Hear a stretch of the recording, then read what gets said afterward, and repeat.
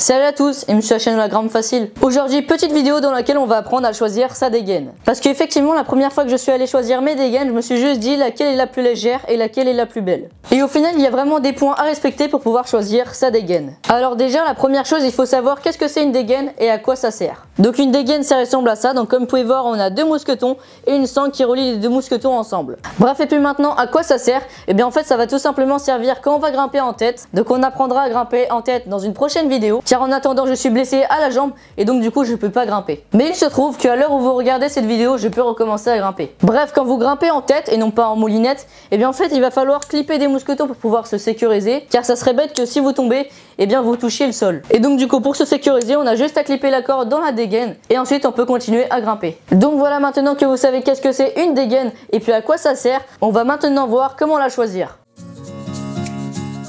Donc la première étape, ça va être de savoir si on veut une dégaine avec un doigt à fil ou un doigt plein. Donc comme vous pouvez voir, il y a une différence entre les deux. Donc la différence entre le doigt à fil et le doigt plein, c'est déjà la solidité. Le doigt plein va avoir une meilleure solidité que le doigt à fil. Mais enfin bon, ça veut pas dire que si je me suspends sur cette dégaine, le mousqueton va casser. On dirait pas comme ça, mais un mousqueton ça tient plus de 2 tonnes. Mais enfin bon, c'est pas parce qu'il est moins solide qu'il n'y a pas des avantages. Un autre avantage sur le doigt plein, c'est qu'il n'y a pas de petite encoche. Donc en gros, quand on va passer le doigt, ça va pas accrocher. Alors que malheureusement, sur un doigt à fil, il y a une petite encoche, ce qui fait qu'on peut se prendre le doigt dedans. Mais dans mon cas, ça me gêne pas. Mais l'avantage de la dégaine à doigt à fil, c'est que déjà, elle est plus légère. Et puis quelque chose de assez flagrant sur les dégaines, c'est que les dégaines ont tendance à frapper contre la paroi quand on va grimper. Et puis comme vous pouvez voir, si je tape avec la dégaine à doigt plein, et ben on entend un petit clac.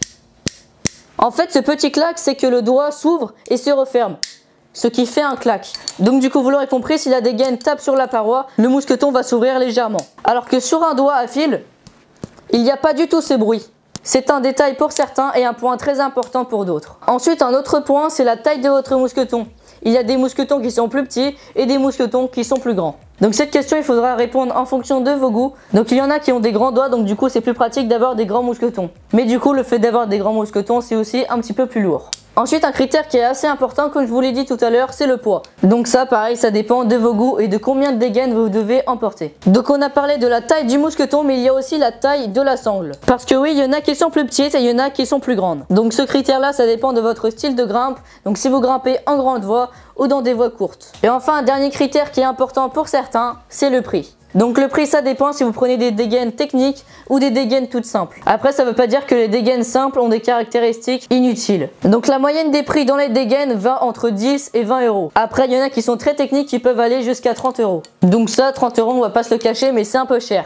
Surtout que des dégaines, on doit en prendre plusieurs. En moyenne, il est préférable d'en prendre 12. Mais enfin bon, vaut mieux acheter des dégaines haut de gamme. Au moins, vous serez à l'aise et vous allez pouvoir les garder plus longtemps que d'acheter des dégaines qui sont pas à vos goûts, qui vont durer pas très longtemps et vous allez pas être à l'aise. Donc voilà, c'était mes quelques critères qui sont pour moi les plus importants. Si vous avez des questions ou vous avez d'autres critères, n'hésitez pas à les mettre dans les commentaires. Si cette vidéo t'a plu, n'hésite pas à mettre un pouce bleu et à t'abonner si tu souhaites en voir plus. Sur ce, c'était la Grampe Facile, j'espère que cette vidéo vous aura plu. À la prochaine vidéo. Salut! Salut à tous, bienvenue sur la chaîne de la Grampe Facile. Dans ma dernière vidéo, il me semble que je vous ai demandé si vous auriez des questions pour que je puisse vous aider ou si vous avez des questions